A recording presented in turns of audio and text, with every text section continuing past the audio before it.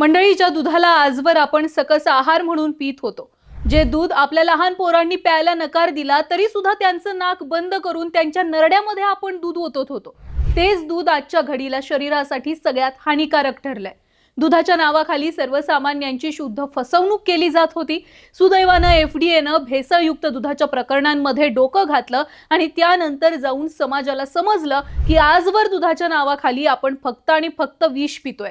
एफडीएनं तपास केलेल्या आणि कारवाई केलेल्या या प्रकरणामध्ये फक्त दुधामध्ये भेसळ झाल्याचा आरोप नाहीये, तर पाण्यापासून रासायनिक पदार्थ वापरून पूर्णपणे कृत्रिम दूध तयार करून ते बाजारात विकल्याचा आरोप आहे। नेमकं एफडीएने मनसरमध्ये केलेल्या कारवाईमध्ये काय काय समोर आलंय? 500 लिटरचं दूध 1,500 लिटर कसं केलं जात होतं? कृत्रिम दुधामध्ये कोणती रसायनं वापरली जात होती? यात सगळ्याची सविस्तर माहिती आजच्या या व्हिडिओत पाहायची आहे। व्हिडिओ शेवटपर्यंत पहा। बघा, मे महिन्यामध्ये अन्न आणि औषध प्रशासन विभागाची जबाबदारी स्वीकारल्यानंतर आयुक्त तुकाराम मुंढे यांनी राज्यभर भेसळ आणि बेकायदेशीर व्यवसायांवर मोठ्या प्रमाणामध्ये कारवाया सुरू केल्या। त्याच मालिकेतील ही कारवाई सध्या सर्वाधिक चर्चेत आहे। सगळ्यात आधी हे पाहू की मनसरमधली ही कारवाई नेमकी कधी झाली आणि कारवाईमध्ये काय काय समोर आलं। पुणे ग्रामीण पोलीस आणि एफडीएच्या संयुक्त पथकानं मनसर परिसरातील एका गोदामावर छापा टाकला होता। 4 जुलैला हा छापा टाकण्यात आला होता। याच छाप्यामधील तपासादरम्यान तिथं दूध तयार करण्यासाठी वापरलं जाणारं संशयास्पद साहित्य मोठ्या प्रमाणामध्ये आढळून आलं। दूध powder, whey powder, palm oil तसेच इमल्सिफायर आणि इतर साहित्य यामध्ये जप्त करण्यात आलं। अधिकाऱ्यांच्या मते या वस्तूंचा वापर कृत्रिम दूध तयार करण्यासाठी केला जात होता।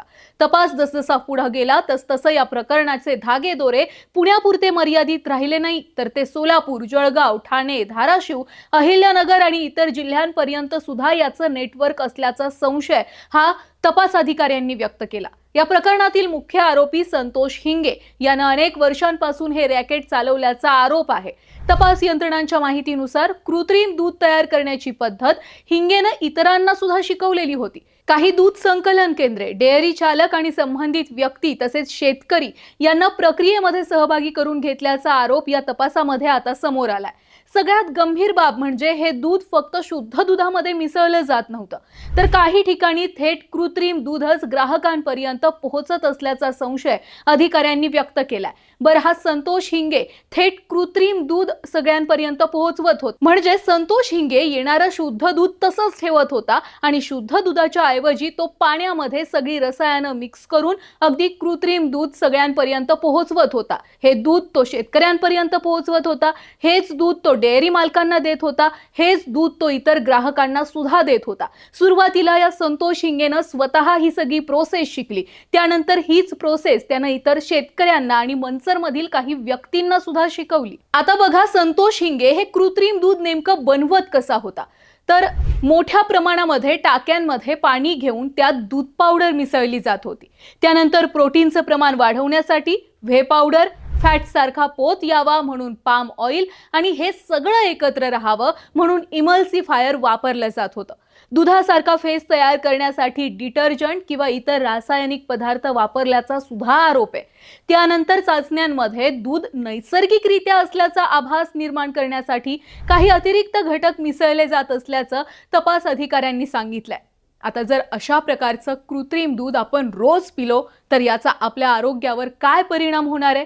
तर तज्ञांच्या मते अशा प्रकारच्या रासायनिक पदार्थांचं नियमित सेवन जर आपण केलं तर पचन संस्थेचे विकार, मूत्रपिंडांवरील ताण, हृदयाशी संबंधित समस्या आणि इतर गंभीर आरोग्यविषयक परिणाम होऊ शकतात। यामध्ये कॅन्सर सुद्धा होऊ शकतो। त्यामुळे हा विषय केवळ आर्थिक फसवणुकीपुरता मर्यादित राहत नाहीये, तर तो थेट सार्वजनिक आरोग्याशी संबंधित आहे। या प्रकरणामध्ये अनेक आरोपींना अटक करण्यात आली असून तपास अद्यापही सुरू आहे। तपास यंत्रणांचा असा दावा आहे की राज्यामध्ये अशाच प्रकारची आणखी काही रॅकेट सक्रिय असण्याची शक्यता नाकारता येत नाहीये। राज्यात अशी आणखी 2 रॅकेट आहेत, त्यामुळे पुढील काही दिवसांमध्ये आणखी कारवाया होण्याची शक्यता व्यक्त केली जाते। आणि एफडीएचे आयुक्त तुकाराम मुंढे यांनी घेतलेल्या पत्रकार परिषदेमध्ये तुकाराम मुंढे यांनी सुद्धा स्वतः असं सांगितलंय की राज्यामध्ये असे आणखी 2 मोठे रॅकेट आहेत। या 2 रॅकेटकडून संपूर्ण राज्यभर कृत्रिम दुधाचा पुरवठा हा केला जातोय। त्यामुळे या 2 रॅकेटमध्ये नक्की कोण कोण सामील आहे याचा सुद्धा तपास करायचा सुरू आहे, असं तुकाराम मुंढेंनी सांगितलंय। या तपासातून आणखी कुणाची नावं समोर येणार आहेत? मोठ्या डेअरी नेटवर्क पर्यंत या प्रकरणाचे धागेदोरे पोहोचणार आहेत का?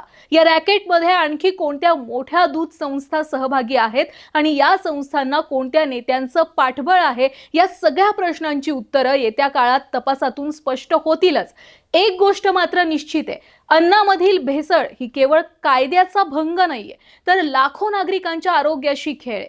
त्यामुळे या प्रकरणाचा शेवट केवळ अटक किंवा जप्तीवर न होता संपूर्ण साखळी उघड होणं आणि दोषींवर कठोर कारवाई होणं हे तितकंच महत्त्वाचं आहे. आणखी एक महत्त्वाची गोष्ट म्हणजे हे प्रकरण फक्त मंचरपुरतं मर्यादित राहिलं नाहीये, हे प्रकरण इतर जिल्ह्यांपर्यंत सुद्धा पोहोचलेलं आहे. या जिल्ह्यांमधल्या कोणत्या दूध संघ, कोणते मोठे दूध संघ आता या रॅकेटमध्ये फसणार आहेत हे सुद्धा आता खूप महत्त्वाचं आहे. कारण याच मंचरच्या रॅकेटशी संबंधित सोनाई दूध डेअरीचं सुद्धा नाव घेतलं जात आहे. सोबतच जो मुख्य आरोपी आहे संतोष हिंगे, याचे काका कात्रज दूध डेअरीवर माजी चेअरमन होते आणि आता ते संचालक सुद्धा आहेत.